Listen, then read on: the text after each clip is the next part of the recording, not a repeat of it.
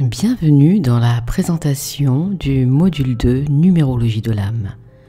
Ce module 2 fait suite au module 1.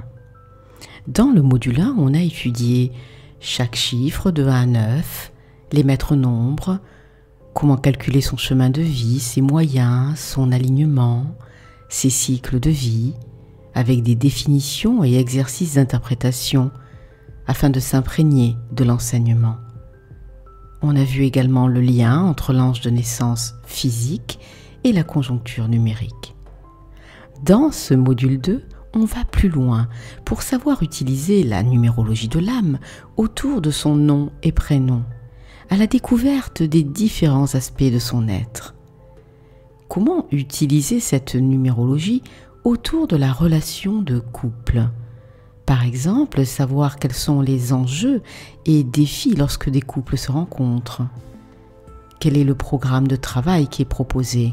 Quel est le miroir du couple intérieur et de l'entité couple?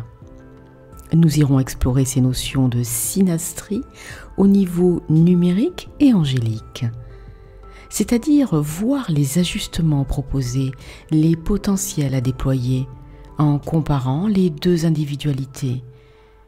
Comparaison des deux, mais aussi fusion des deux, au travers de l'entité couple, qui est l'émergence d'une entité vibratoire propre.